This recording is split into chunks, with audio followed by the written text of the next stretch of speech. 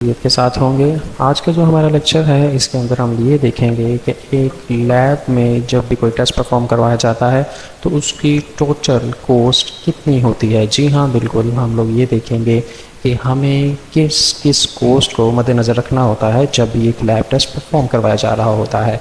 तो ये लेक्चर उन सब के लिए बहुत ही कारगर साबित होगा जो कि एक लेबॉर्ट्री को ओपन करना चाह रहे हैं, एक लैब ओपन करना चाह रहे हैं, और दूसरी तरफ कोई भी एक ले पर्सन जिसे इस चीज़ का अंदाज़ा होगा कि अगर मैं एक टेस्ट परफॉर्म करवा रहा हूँ तो एक्चुअली उसके पीछे कितनी कॉस्ट जो है वो होती है और कितनी कॉस्ट वहाँ पर लग रही होती है। बहुत सारे वेरिएबल्स जो हैं उन्हें हमें कंसिडर रखना चाहिए, अपनी कंसिडरेशन में रखना चाहिए जब भी हम एक लेबॉर्ट्री प्रोसीजर को इस्टेब्लिश कर रहे हो या लेबॉर्ट्री प्रोसीजर ये जितनी भी कॉस्ट वगैरह है उसको इस्टेब्लिश कर रहे हो।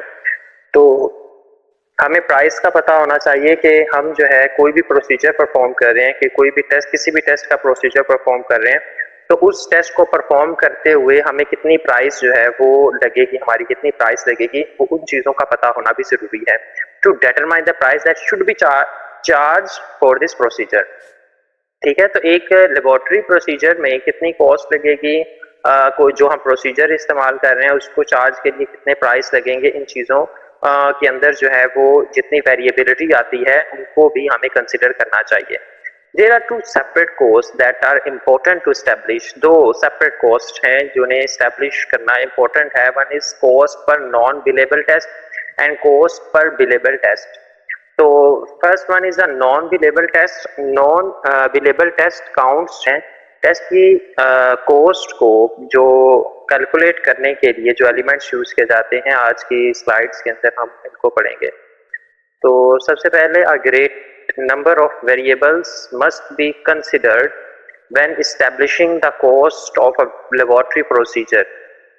बहुत सारे वेरिएबल्स जो हैं उन्हें हमें कंसिडर रखना चाहिए, अपनी कंसिडरेशन में रखना चाहिए जब भी हम एक लेबॉर्ट्री प्रोसीजर को इस्टेब्लिश कर रहे हो या लेबॉर्ट्री प्रोसीजर ये जितनी भी कॉस्ट वगैरह है उसको इस्टेब्लिश कर रहे हो।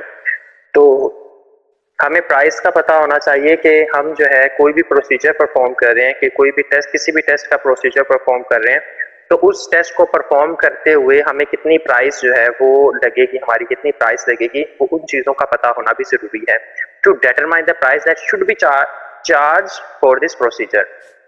ठीक है, तो एक लेबॉर्ट्री कौन कौन से चीज़ें इंक्लूड हैं, एक तो प्रोफिशिएंसी टेस्ट है और कंट्रोल्स हैं including control verifications, calibrators and a percentage of a repeat tests that are necessary because of random system errors or errors by the technical personnel.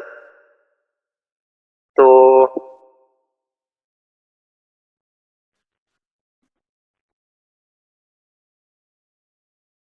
Non billable test में जो हमारे पास चीज़ें include हैं वो ये है कि हम ये देखें कि टेस्ट कितना अच्छा परफॉर्म हो रहा है, टेस्ट की प्रोफिशिएंसी कितनी है, इसके कंट्रोल्स कैसे हैं, इसके कैलिब्रेटर्स कैसा है। और इसके अलावा जो रिपीट नॉन बिलेबल टेस्ट में जो हमारे पास चीज़ें इंक्लूड हैं वो ये है कि हम ये देखें कि टेस्ट कितना अच्छा परफॉर्म हो रहा है, टेस्ट की प्रोफिशिएंसी कितनी है, इसके कंट्रोल्स कैसे हैं, इसके कैलिब्रेटर्स कैसा है। और इसके अलावा जो रिपीट टेस्ट हैं, रिपीट टेस्ट अगर किए जाएं तो उनकी परसेंटेज को देखा जाए। तो ये इन चीज़ों को चेक करते हुए हम ये देखते हैं कि हमारे टेक्निकल जितने भी चीज़ें हैं, हमारी टेक्निकल पर्सनल्स हैं, और उन टेक्निकल पर्सनल्स के ज़रिए से कौन से एरर्स आ रहे हैं, कितने एरर्स आ रहे हैं, रैंडम सिस्टम से एरर्स आ रहे हैं या नहीं आ रहे। तो नॉन बिलेबल टेस्ट के अंदर हम इन चीज़ों को कंसिडर करते हैं जिसके अंदर हमारे पास ये जितने भी कंट्रोल्स, कैलिब्रेटर्स वगैरह आ जाते हैं ताकि हम चेक कर सकें कि टेक्निकल पर्सनल से कौन कौन से एरर सामने आ रहे हैं। Next is the billable test. Billable test वो हैं जो सिर्फ और सिर्फ वो टेस्ट हैं जिसमें हम एनालिसिस कर रहे होते हैं उन टेस्टों की एनालिसिस हम लोग कर रहे होते हैं जो टेस्ट पेशेंट के होते हैं एक्चुअल। तो अगर हम बात करें नॉन बिलेबल की, तो नॉन बिलेबल के अंदर पेशेंट के टेस्ट जो हैं वो नहीं है, बल्कि हम नॉन बिलेबल टेस्ट के अंदर हम लोग कंट्रोल्स के जरिए से प्रोफिशिएंसी चेक कर रहे हैं।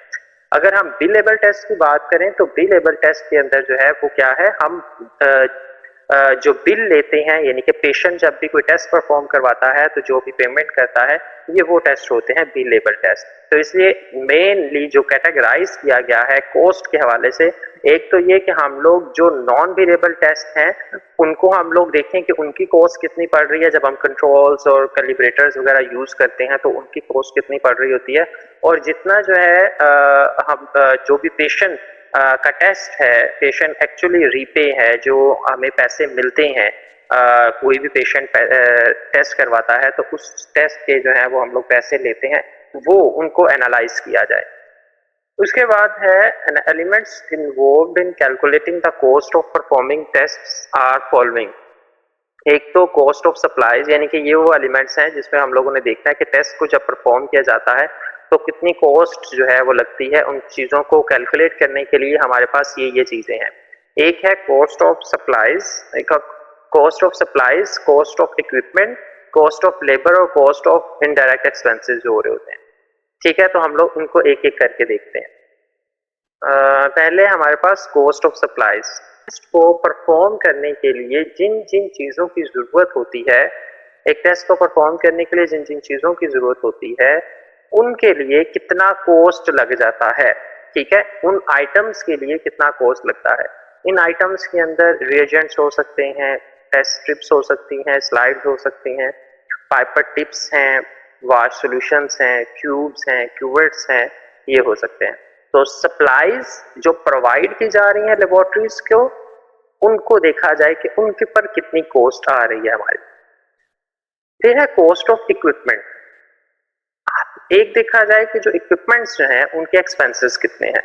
परचेजिंग ऑफ इक्विपमेंट, हम इक्विपमेंट कितने का परचेज कर रहे हैं, उसकी मेंटेनेंस जब हम लोगों ने करवानी होती है तो उस पर कितनी कॉस्ट और एक्सपेंसेस आ रहे होते हैं। और लीज ऑफ इक्विपमेंट। तो ये हमारे पास है तीन चीजें कि हमने जहां पर सप्लाई देखनी है और वहां पर हमने इक्विपमेंट्स को भी देखना है कि इक्विपमेंट्स की कॉस्ट में कितने यानी कि पैसे लगते हैं या कितने जो है वो एक्सपेंसेस लगते हैं। और इसके अलावा ये जो लीज ऑफ इक्विपमेंट है ना, लीज ऑफ इक्विपमेंट होता है कि यानी कि आपने अगर इक्विपमेंट कोई चंद अरसे के लिए लिया हुआ है, जैसे हम कहते हैं थोड़े अरसे के लिए लेना या किराए पर लेना या कोई ठेके पे लेना कि जी हम 2 साल इस इक्विपमेंट को यूज करके तो फिर आपको रिटर्न कर देंगे, तो लीज ऑफ इक्विपमेंट जो है वो उसे कहते हैं। तो इसके एक्सपेंसेस को कंसीडर करना। फिर है cost of labour. Cost of labour, labour cost include cost of technologist और टेक्नीशियन। ये देखा जाए कि जो भी लेबर है उस पर कितनी कॉस्ट आ रही है। अपने अगर आगे जितने भी टेक्निकल पर्सनल रखे हुए हैं उन पर कितनी कॉस्ट आ रही है, हम उनको देखें। आगे लेबोरेटरी पर्सनल के अंदर टेक्नीशियंस हैं, टेक्नोलॉजिस्ट हैं, फिलबॉटमिस्ट हैं, क्लरिकल स्टाफ है और मैनेजमेंट एम्प्लॉयर्स हैं। इन तमाम के कॉस्ट को भी कंसिडर किया जाए कि इन पर कितना कॉस्ट आ रहा है, इनकी सैलरीज वगैरह जो इनको दी जाती हैं उन पर कितना खर्चा आ रहा है। नेक्स्ट है cost of overhead expenses. Overhead expenses indirect expenses हैं। इनडायरेक्ट एक्सपेंसेस में कौन सा आता है, मसलन बिल्डिंग के जितने अखराजात आ रहे हैं, हम जो सहूलियात इस्तेमाल कर रहे हैं वहाँ पर, यूटिलिटीज़ हैं जितनी भी, चाहे वहाँ पर बिजली है, वहाँ पर पानी है, चाहे जितनी भी यूटिलिटीज़ हैं हमें जो वहाँ पर मिल रही हैं उस बिल्डिंग के अंदर, और उसको देखा जाए बिल्डिंग कॉस्ट, अगर बिल्डिंग रेंट पे है या बिल्डिंग का जो है वो सालाना जो खर्चा दिया जा रहा हो।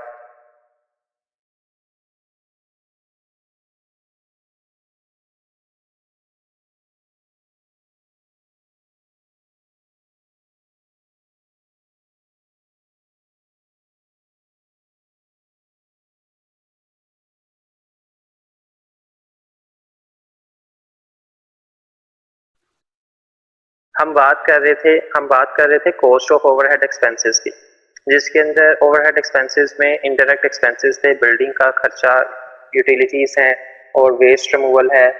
वेस्ट रिमूवल जब करवाया जाता है तो उसमें हम लोगों ने जितना वेस्ट है, चाहे लैब्स के अंदर यूज होने वाले जितने भी वेस्ट मटेरियल्स हैं, उसमें आपकी A to Z सारी चीजें आती हैं। तो उस वेस्ट को रिमूव करवाने के लिए उस पर कितना खर्चा आ जाता है, कंप्यूटर जो सर्विसेज दी जा रही हैं, कंप्यूटर सर्विसेज कितनी है उस पर जितना खर्चा आ जाता है। तो ये सारी जो चीज़ें हैं ये ओवरहेड एक्सपेंसेस के अंदर आती हैं। ठीक है, तो हमारे पास हमने कितनी चीज़ें पढ़ी, एक तो कॉस्ट ऑफ सप्लाईज, फिर cost of equipment, cost of labour, cost of overhead expenses. Next है starting a new estimate. Starting a new estimate steps में make an itemized list of all reagents and supplies needed for the test including QC materials। अगर हमने estimate करना है तो start हम कैसे लेंगे, हम सबसे पहले जो है वो जितने भी हमारे पास आइटम्स हैं, जितने भी हमने रिएजेंट्स लेने हैं, सप्लाईज हैं हमारे टेस्ट के लिए, उसके अंदर ही जो QC मटेरियल्स है उन सब की जो है वो हम लोग क्या करेंगे, लिस्टें बना लेंगे। जैसे रिएजेंट्स, डाइल्यूएंट्स हैं, sample cups, control samples, calibrators, cuvettes, pipers, tips, gloves वगैरह।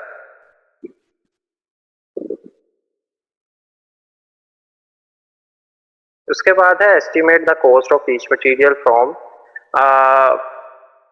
मतलब देखेंगे कि हर मटेरियल की कॉस्ट जो है उसकी एस्टिमेशन निकालेंगे कि कितनी हो रही है।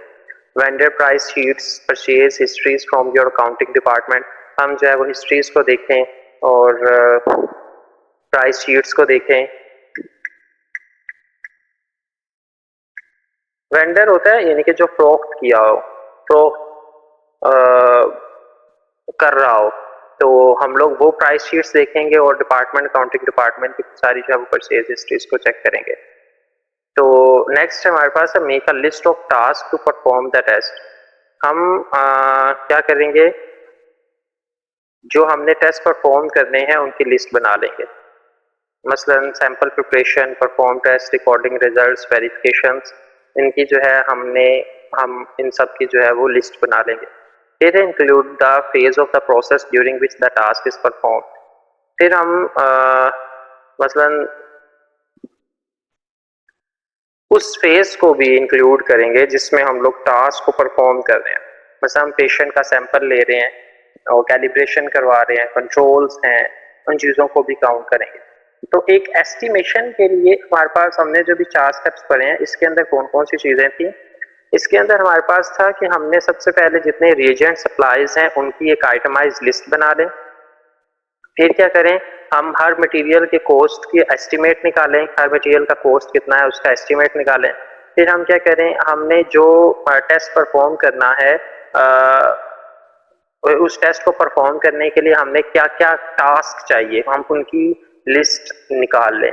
फिर हम लोग जो भी टास्क परफॉर्म करवाना है उसके अंदर जो है हमने कंट्रोल कैसे करना है उन चीज़ों को भी इंक्लूड कर लें। फिर include to who perform the task, हम लोग ये देख लें कि ये जो हमारे पास टास्क है इसे परफॉर्म कौन करेगा, फिर बोर्डमिस्ट करेंगे, लैब असिस्टेंट करेंगे या सुपरवाइजर्स करेंगे। फिर obtain a full time equivalent hourly labour rate for that employ type. फिर हम लोग क्या करें, फुल टाइम इक्विवेलेंट जो है हम लोग लेबर जो है लेबर रेट हासिल करें, एम्प्लॉय टाइप जो है उनको देखें कि किस किस जगह पर एम्प्लॉय रखना है। Estimate the hands on time to perform each task, हर टास्क को परफॉर्म करने के लिए कितने चाहिए लोग, उसको हम लोग एस्टिमेट करें। Other factors to consider include equipment expense, the indirect expense. इसके अलावा हम लोग ये देखें कि इक्विपमेंट के एक्सपेंसेस कितने आ रहे हैं या इनडायरेक्ट एक्सपेंसेस कितने आ रहे हैं। तो ये हमारे पास था एक न्यू एस्टिमेट जिसमें हमने ये एस्टिमेशन निकालनी होती है किसी भी लैब में कॉस्ट की। तो ये हमारे पास स्टेप्स थे। Next one is suppose each bill level test uses 1 reagent pack and 0.25 sample cup and requires 2 minutes of bench time at 0.20 per minute। तो हर बिलेबल टेस्ट, सपोज ही बिलेबल टेस्ट में क्या, फॉर एग्जांपल एक हर billable test जो है वो $5 reagent pack use करता है और एक जो है वो 0.25 सैंपल का यूज करता है और उसके लिए रिक्वायर्ड क्या है, 2 minute, 2 minutes of bench time और 0.20 पर मिनट। ठीक है, इसके बाद उसने क्या, quick analysis cost per billable test for labour and supplies is 5 + 0.25 + 2 multiply 0.20 5.65, ये उसने एक एनालिसिस किया हुआ है टेस्ट की बिलिंग का.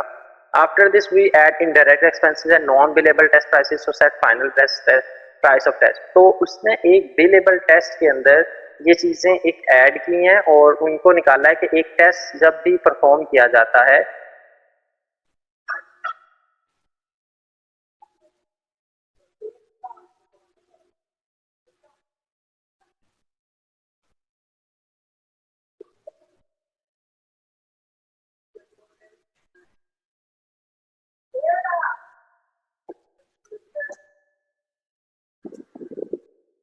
तो यहाँ पर एक एस्टिमेशन दिखाई गई है. एस्टिमेशन एक दिखाई गई है किस तरीके से टेस्ट को एस्टिमेट करके हम लोग टेस्ट के लिए प्राइस बताते हैं कि इस टेस्ट की इतनी प्राइस है, इस टेस्ट की इतनी प्राइस है. तो वो किस तरह, मतलब उसने देखा, टाइम देखा, उसने कंसिडर किया, रिएजेंट्स को कंसिडर किया, लेबर को कंसिडर किया, एक्सपेंसेस को कंसिडर किया. तो इन चीज़ों को ऐड करते हुए जो है वो एक टेस्ट की जो है वो कॉस्ट को कंसिडर किया जाता है और एक टेस्ट की कॉस्ट जो है वो बनाई जाती है. ठीक है, तो ये हमारे पास चूँकि एक छोटा सा टॉपिक था जिसमें हमारे पास थे elements involved in calculating the cost of performing test, जिसमें हमने कुछ चीज़ें पढ़ी कि टेस्ट कितनी तरह के होते हैं, बिलेबल और नॉन बिलेबल. फिर हमने देखा कि हमने कौन कौन से एलिमेंट्स को कंसिडर करना होता है जब हम कॉस्ट को देखते हैं. फिर हमने ये देखा कि जब भी एस्टिमेशन हमने एक लगानी है किसी भी टेस्ट की तो हम लोग किन किन चीज़ों को कंसिडर करते हैं. फिर उनको उसको हमने एक एग्जाम्पल के तौर पर देख लिया. तो ये हमारा एक छोटा सा टॉपिक था जो हमने अभी पढ़ा.